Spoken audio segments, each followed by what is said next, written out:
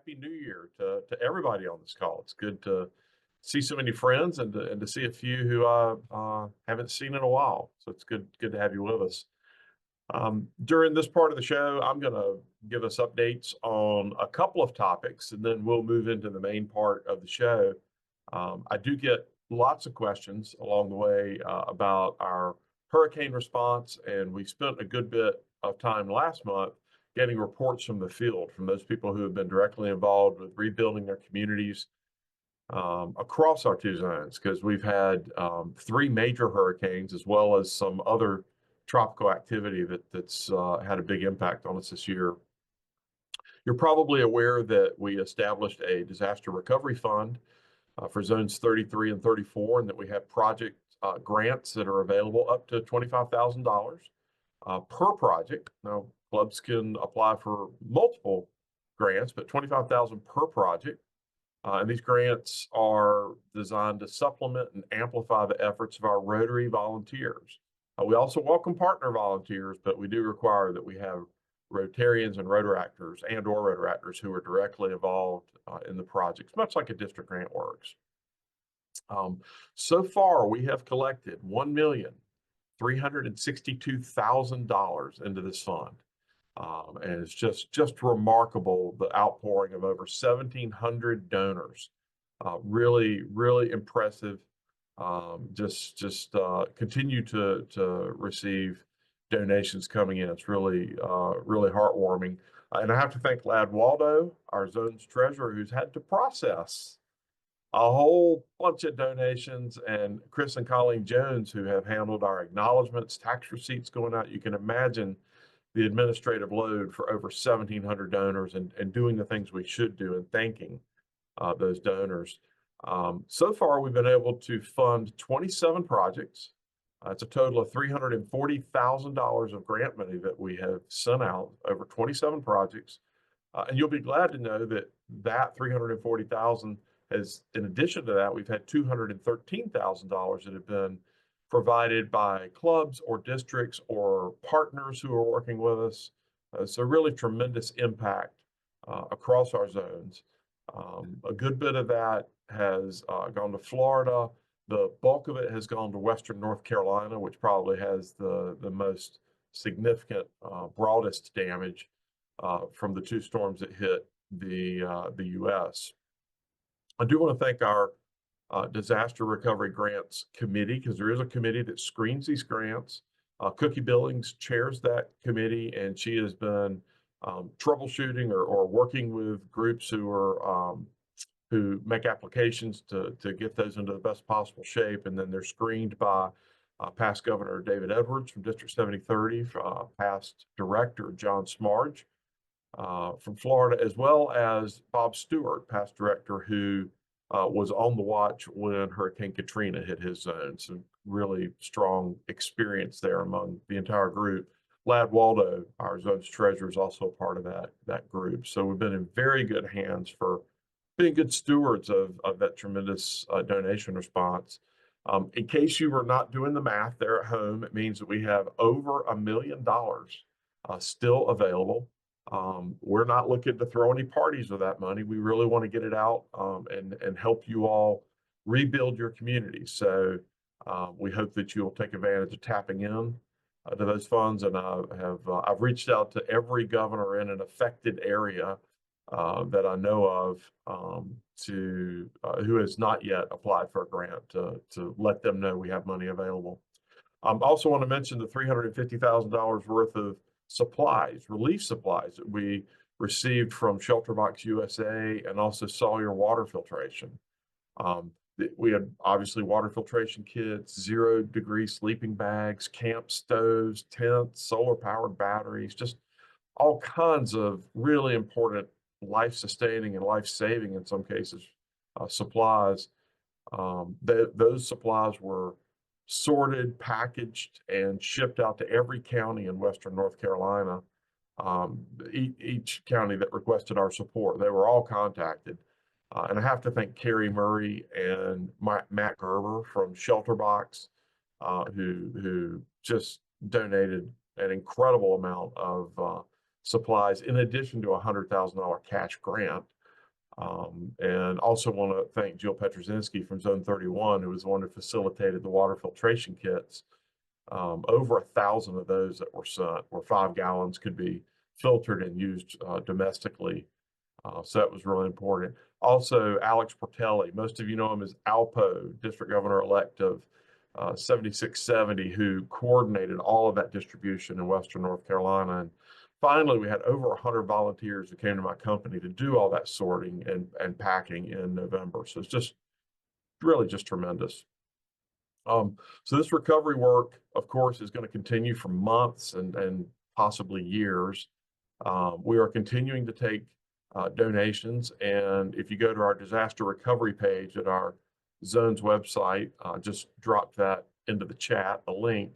You'll see information there how you can support the disaster recovery fund that's primarily addressing the effects of Helene and Milton, but also be able to link to a separate fund that is supporting District 7020 and 7030 from the effects of Hurricane Beryl. So I encourage you to give as you're able to support all of those efforts.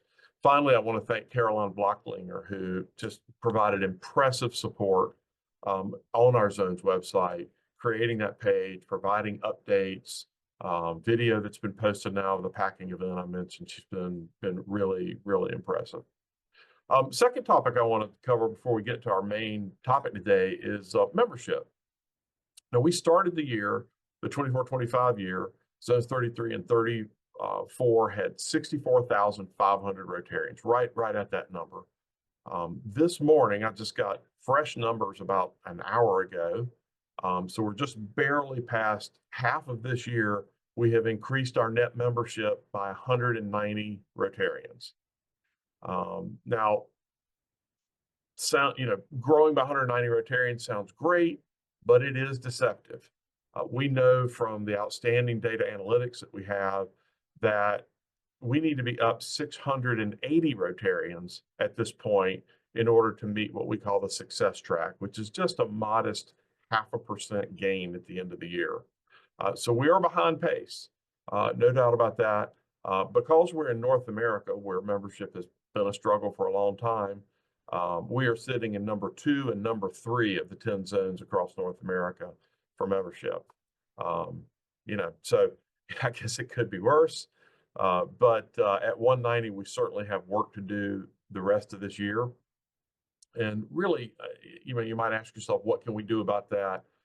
First off, President Stephanie, she challenged each of our governors to create 4 new clubs in their districts. That's each district to create 4 new clubs this year, because she knows that districts that create 4 new clubs are very likely to grow in overall membership this year.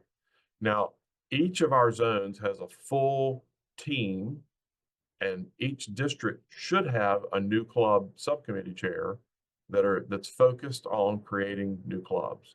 So we have all kinds of support to help you. If you are a governor-elect, a membership committee member, please take advantage of the resources that we have available to you to help you with identifying areas for new clubs, how to create new clubs, all kinds of resources there, even bylaws that we can provide you to help with some changes for some creative types of clubs. Now, here's the other really big issue that we're fighting this year. In Zone 33, 245 clubs have not inducted a single member this year. In Zone 34, 209 clubs have not inducted a single member this year. That is 27% of the clubs in each zone. It's almost exactly 27. It's 27 to 27.5% for both zones. Not a single member has been added this year. I mean, at this point, if a club hasn't brought somebody in, they're probably not trying to. And we know that even the best clubs, it's a fact, the best clubs are going to lose members. So, if no members are coming in, they're destined to end up in a loss position at the end of the year. Again, if you're a district leader of any type, I implore you to make direct contact, not an email, with the clubs that have not brought in new members. The member attraction has to be a priority for us to be successful in membership.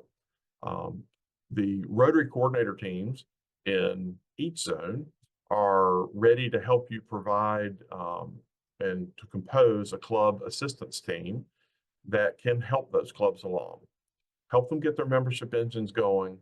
And remember that, we're talking about numbers because that is how we measure membership. But what we're really talking about here is all the things that are good in Rotary. Because when we have more members, we support the Rotary Foundation better. We have more fellowship opportunities. We have more opportunities to grow as people and leaders. And we certainly have more opportunities to improve our local communities as well as the rest of the world. So this is a very important topic. We are still well within the range where just getting half of these clubs in gear will put us back on the correct side of the success track, where we can finish the year in the black, and that would make quite a statement, I think, to have a pair of zones in North America to both finish up in membership this year, and to show off just another way that our zones are so exceptional. So I'm going to shift now to our main topic for today's ZoomFormation call, and that is regional action plans. My friend and my predecessor as director, Jeremy Hurst, led the effort to develop regional action plans for our zones, and he persuaded the Rotary International Board to adopt this approach worldwide.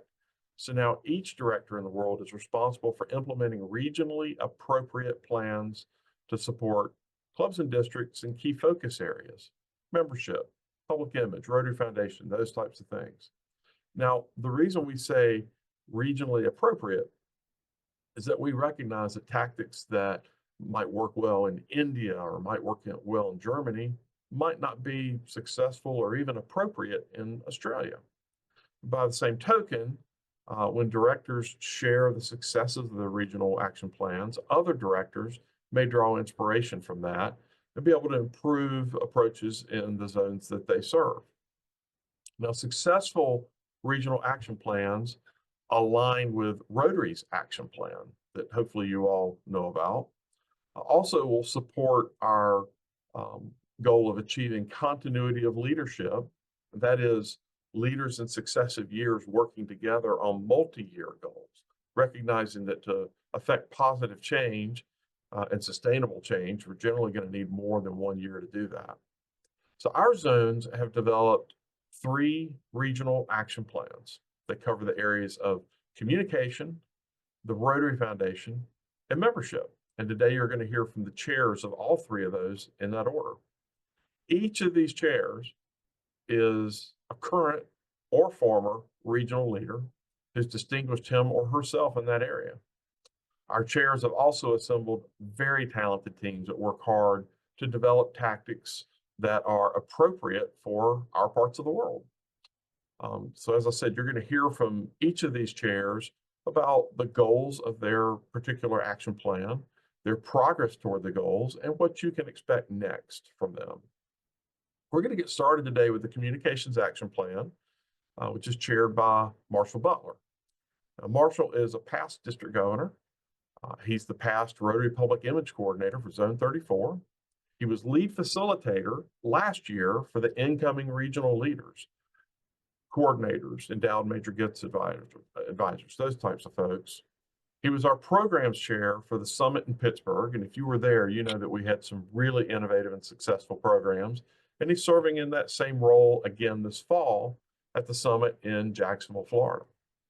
And since we were last together on our ZoomFormation call in December, Marshall has been certified to serve as our next Zones 33-34 director. And I'm really pleased to be able to introduce him as my successor, my friend, and the chair of our Communications Action Plan. So Marshall, take it away, my friend. Well, thank you, Patrick. I really appreciate that introduction. It's a real honor to be heading up the Communications Action Plan, and also a great honor to be certified as the director nominee. And I can't wait to continue to work alongside you and continue to make Zones 33 and 34 shining stars in the world of Rotary. So with that, I want to jump right into the Communications Action Plan and what the team, a great team that we've assembled, has actually accomplished over the last year or so. Jumping in, every director has goals that relate to each one of these, as Patrick mentioned, and I want to highlight those four that relate back to public image and what the communications action team is doing to support those four goals. So one of the number one goals is identifying the public image chairs in the districts.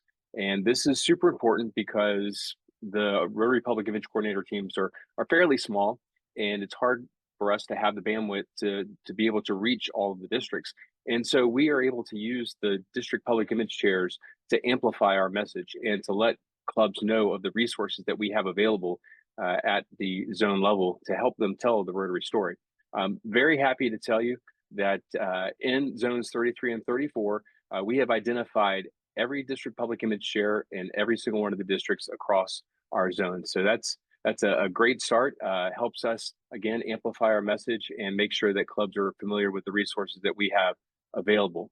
One of the bigger goals is to identify the public image chair in each one of the clubs.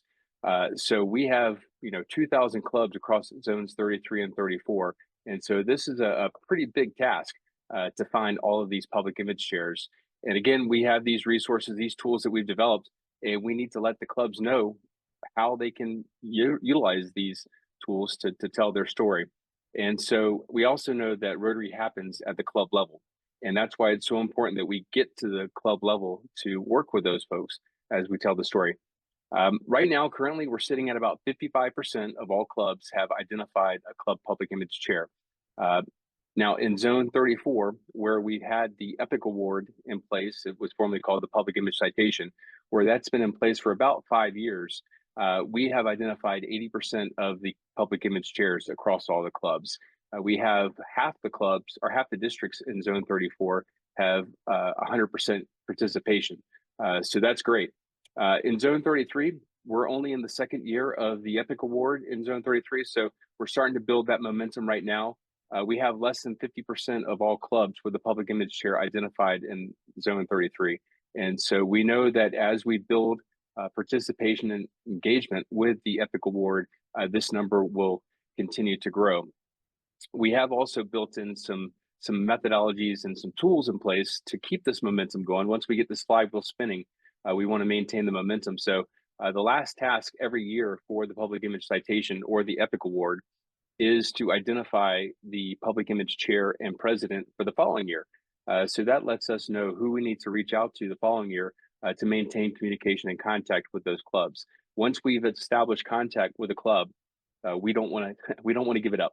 And so we want to make sure that we continue to maintain that contact. A pretty big, hairy, audacious goal is to make sure that every club in zones 33 and 34 have a brand compliant website. Now, as part of our brand compliance review, we've analyzed Rotary Club websites across 33 and 34 to assess their use of the Rotary logo. And we do a lot of this based on the July task, where we ask clubs to submit a site audit. We want to know their Facebook channel, their Twitter channel, Instagram if they have it, their websites, any other communication channels that they have. And we take that information and we go back and we review and we, trust but verify. We go back and check those websites. And as we do the analysis, we have, again, a pretty small sample in Zone 33, but we have found all but one website in Zone 33 of the ones that we found, again, very small sample, we're in compliance. So that's great news. In 34, we have a much larger sample. Several hundred websites have been reviewed, and we see maybe 20% of those having logo-related issues. We see folks still using the blue logo or maybe mixing their use of the logo. So right now we're trending up, and to augment this information, let me get to my notes here. We have reviewed the use of the Learning Center, and based on some reports in the Learning Center on Rotary.org, we do see members completing branding related courses, demonstrating a commitment to using the proper logos. Also, we see strong participation in our annual Rotary Zones 33 and 34 webinar, Check Yourself, where we talk about branding. We bring Liz Chom in from Rotary headquarters to talk about how to use the branding correctly. So we do see that we see clubs are continuing to try to learn how to use the brand appropriately. And so with that commitment to learning and wanting to do the right thing, we think that the number of brand compliant websites across our zones will continue to grow. Again, very hard to stay on top of this and to measure, but we are doing everything we can to be a resource when people do have questions. The next one is the number of clubs engaged in local public facing events. Now, this is one that, again, very hard to measure because you assume that every club is engaged in some sort of public facing event. But again, trust but verify. And that's where we use the EPIC Award. The EPIC Award has criteria such as doing a World Polio Day event or doing something to promote the foundation. And so we do see a lot of clubs participating in the EPIC Award and submitting their projects that they're doing that really engage the community and let the community know what Rotary is all about.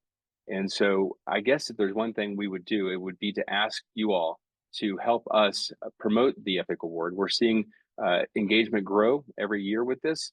This has given us a directory of social media channels across all of our clubs. We have a great resource of example World Polio Day activities that clubs have submitted. We see foundation activities, we see people of action photos. So the EPIC Award has really given us a pretty good snapshot into what happens at the club level with public image. And we have the success stories to demonstrate it. These are some of the reviews off of Elevate Rotary that we have seen. And people, once they do it, they know that it works, and they continue to want to participate. Now, quickly, I'm running out of time. I think I only have 3 minutes left and want to make sure I maintain my timing. We have action teams that we've developed to help support all these initiatives. We're kicking off one tonight with the web team. As Patrick mentioned, Caroline Blockinger has done a fantastic job with our various web assets, the Rotary Zones website, the Elevate Rotary website, and we want to create additional capacity so we can do even more good and engage with our stakeholders to make sure that we're delivering the types of web content that these teams need to be successful. Another one is technology. We have so many web tools that we use across zones 33 and 34, websites, domains, Zoom, Dropbox, and we're putting together a technology center of excellence that is going to help us identify best practices and make sure that we use these tools effectively and have redundancy in case something happens to someone. We don't lose access to any of these tools. The social media team is headed up by Sean Patty. They continue to do great stuff with our Facebook page and our other social media channels. And they're going to continue to iterate and evolve and make sure that we're sending out information and not noise. And then finally, our communications team. This is the team that we're still putting together. We had some great feedback from our November webinar where we discussed the Rotary Action Plan and how it affects public image, and had some fantastic volunteers raise their hands and say they want to be a part of these teams. So web's kicking off tonight. Technology is kicking off next week. Social media has been rolling, and communications continues to be formed. Finally, call to action. Hey, invite us to speak at your Rotary District Assembly. You know, we know that the new year in terms of the calendar means it's time to start planning for the new Rotary year on July 1.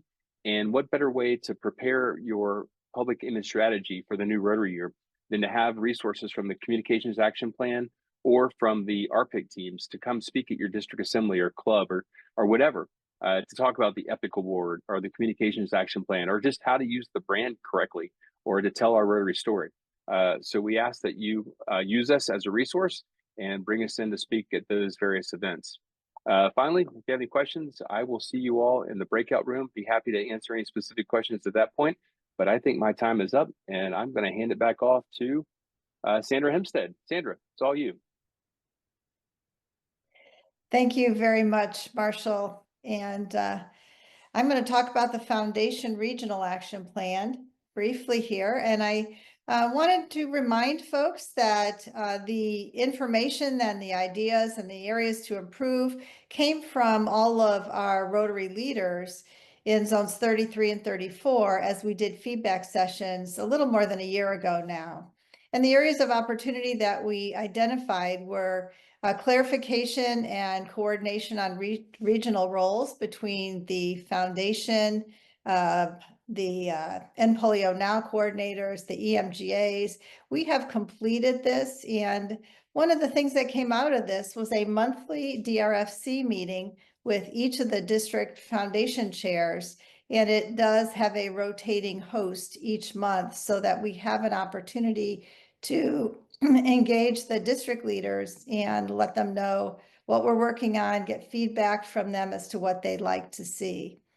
The other areas that came up were the foundation knowledge. This came up as the biggest issue, was that our clubs really don't have a good enough and a deep enough understanding of the Rotary Foundation.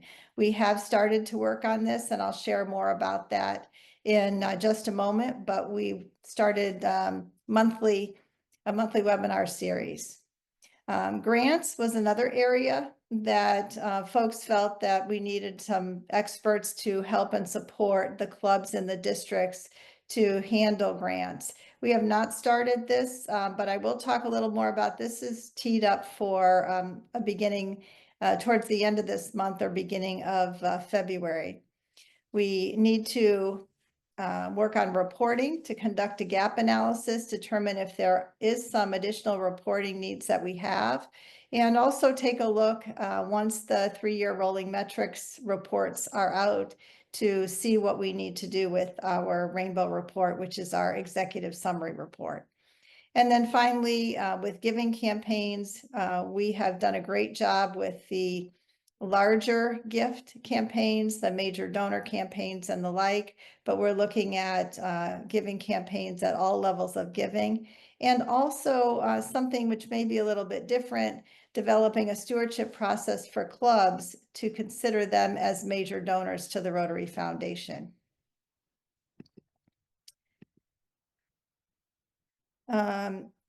With regard to the monthly webinar series developed for club presidents and club foundation chairs. It occurs the third Thursday of each month at 6 p.m. Eastern.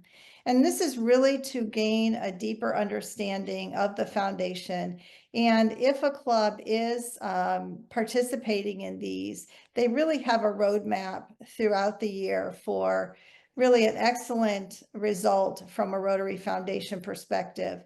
We've covered topics that include just basics, includes polio and what we need to do relative to Polio Plus.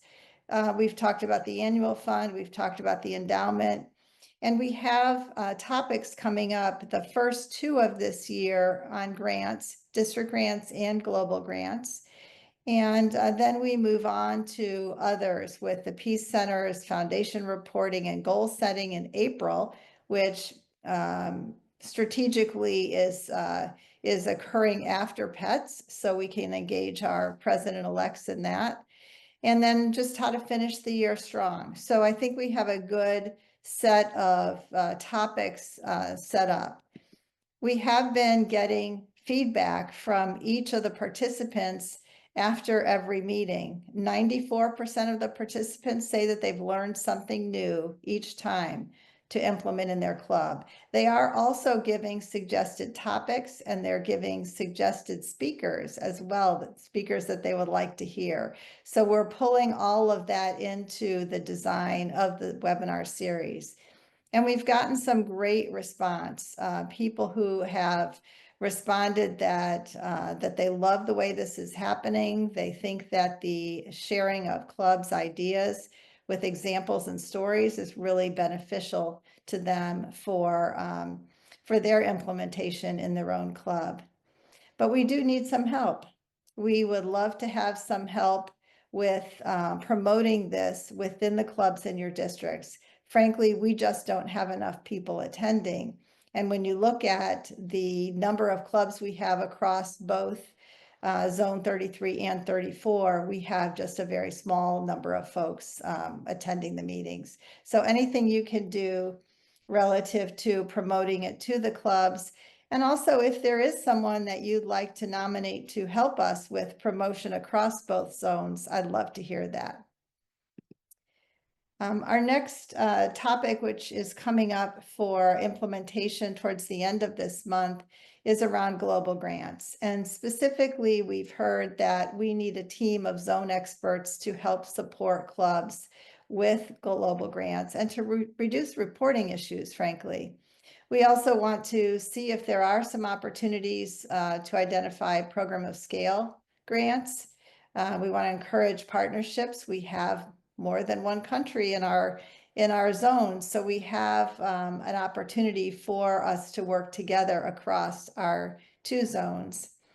And the Shark Tank event, I'm going to thank Marshall for that one, was a really, really good idea on how to get our larger grants promoted in front of us at the seminars.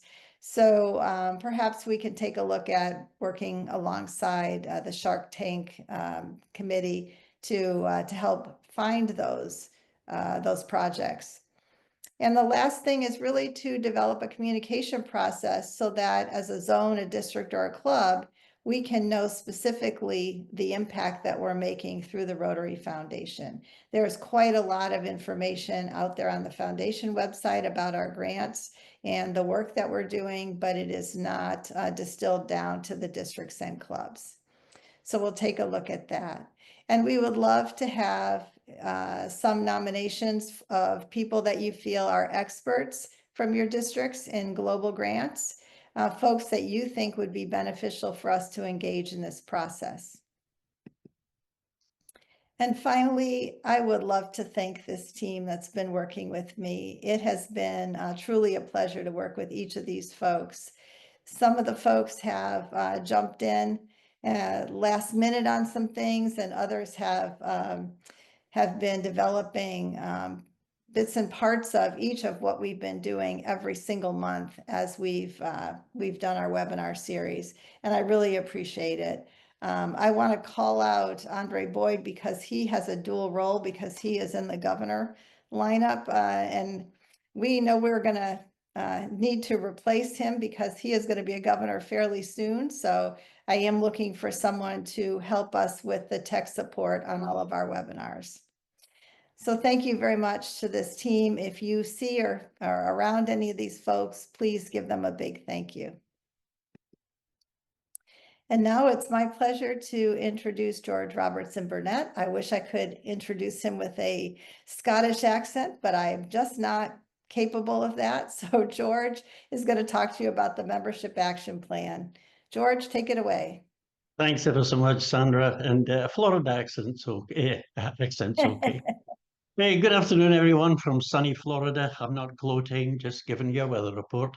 My thanks to the ZoomFormation team for the opportunity to update you on and promote our innovative and groundbreaking Zones 33 and 34 Membership Action Plan.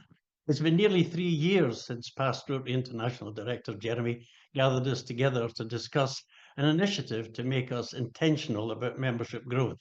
And from those discussions, the map we know today was developed. I'm sure it's safe to presume that everyone on this call has some knowledge or even extensive knowledge of MAP, but today I thought I'd give you a look behind the curtain and explain the team and the structure behind that successful program. And by doing so, I will update you on developments and let you know what we're doing now.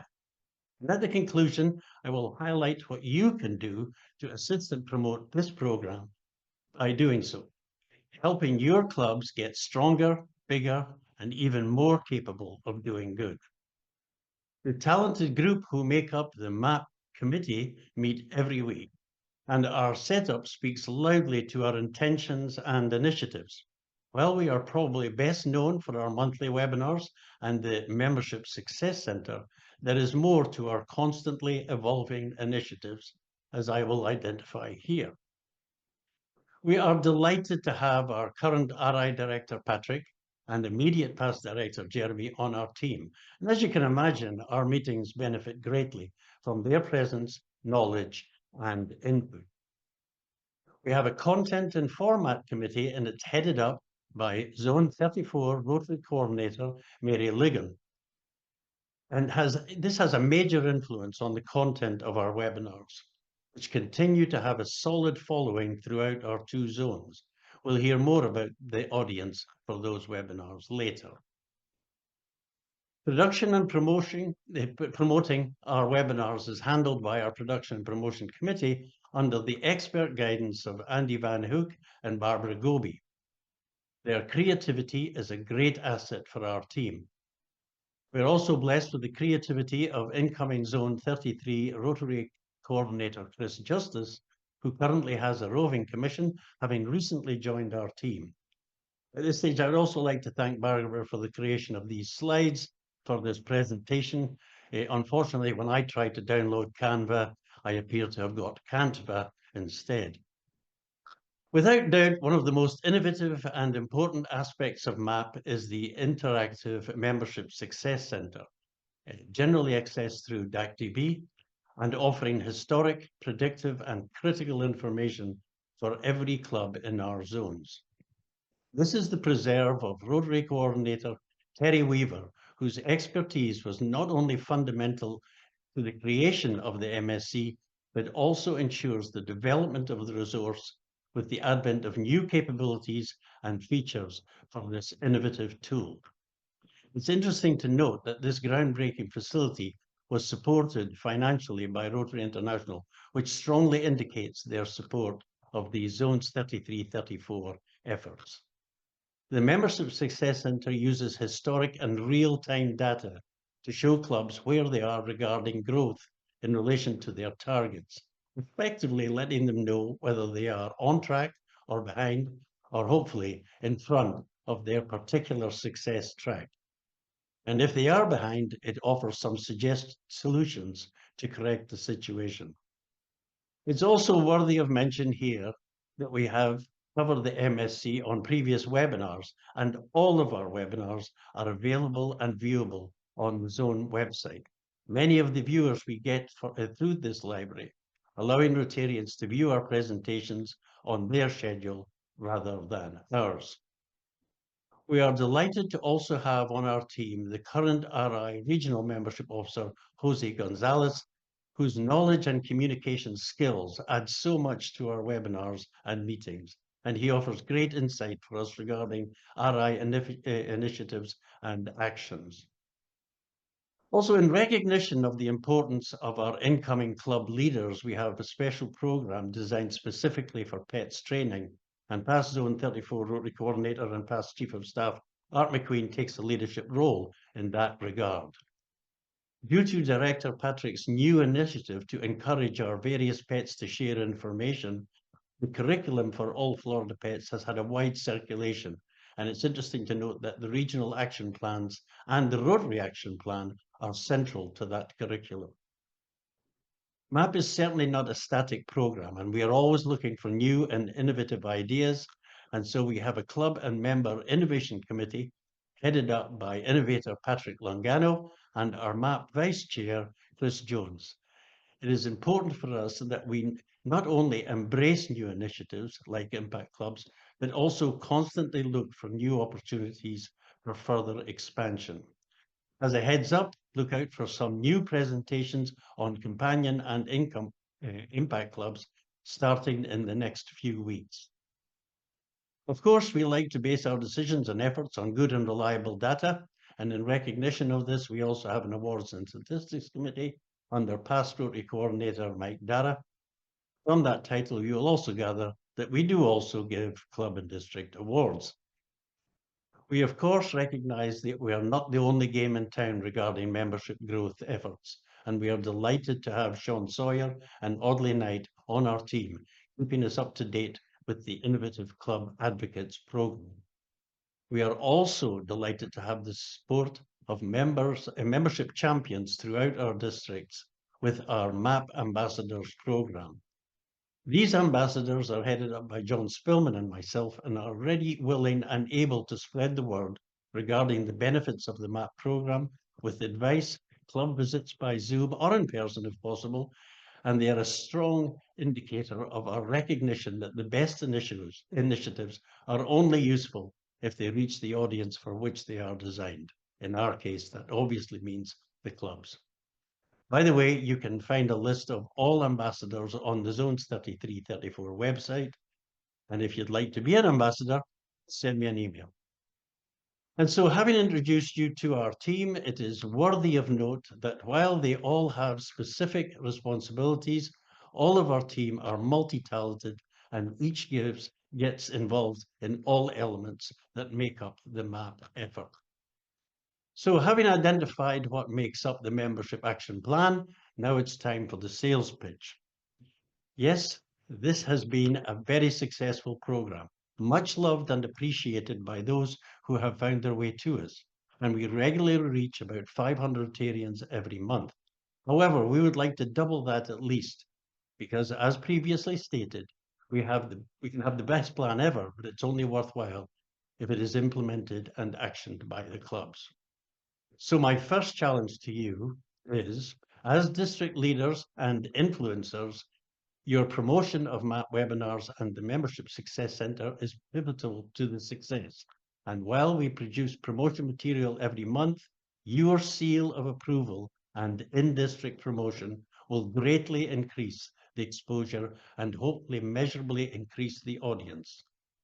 Encouraging regular visits to the Membership Success Centre will also keep your club's membership focused and help them to meet their membership goals.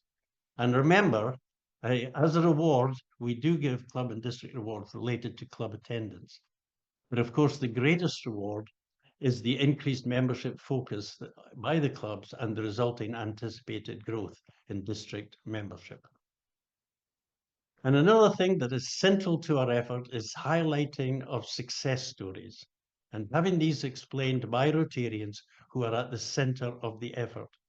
Effectively, we strongly believe in Rotarians helping Rotarians, and our webinars are predominantly focused on providing replicable, usable ideas delivered by the very people who have or are using them to create stronger, more vibrant clubs.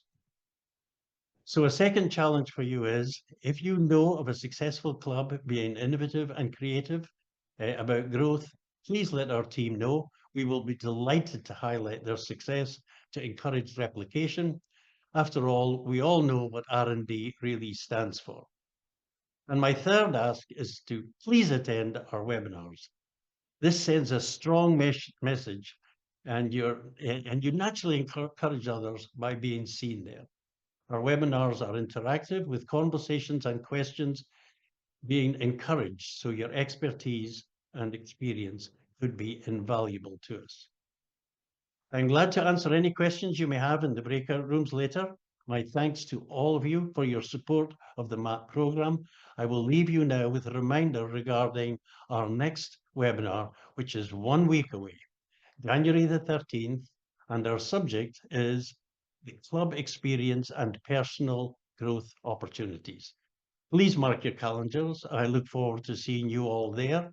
I thank you for your attention and hope this insight has given you an update regarding our program, as well as identifying how you can help and play your part in strengthening our clubs. I now hand this back to Chris Justice. Thank you, Chris. Over to you. All right, thanks so much, George. Awesome presentations from all of our presenters today. And thanks for announcing the next MAP webinar. That took one thing off of my plate. We are going to go ahead and talk about some of the other upcoming events. We have our Foundation Matters webinar that is coming up on January 16th at 6 o'clock, 5 p.m. Central. So make sure you get that on your calendars. We also have our public image webinar that's coming up on January 28th. That is going to be going over all of our Rotary public image resources, which will be very useful to everyone. Also, don't forget, there is still time to register for our international conference coming up in Calgary. I know you guys have seen a lot of information on that, but go ahead and make sure you get registered. Lastly, let's talk about our currents of creativity. It is not too early to be thinking about our 2025 Zone Summit coming up in Jacksonville, Florida. Our registration is not quite open for that, but we'll be opening up in the next month or two. All right, and as always, don't forget our social media channels, all our communication channels. Make sure you like, join, follow, and share. All right, we're going to open up our breakout rooms now. So the breakout rooms, you're going to have 15 minutes to talk to any of our presenters today. Patrick's going to have a breakout room, as well as Marshall, Sandra, and George. Those breakouts are going to be open for the 15 minutes. In a second, you should see a pop-up which will allow you to choose your room. If for some reason you don't see that pop-up, You should also see a little icon at the bottom that says breakout rooms. And if you don't see that, then press the more button. That's the 3 little dots, and you should see breakouts there. All right, we're opening those now. You do not have to return to the main room after the breakout's over. That will be the conclusion of the meeting. It's been great having you, and we'll see you next month.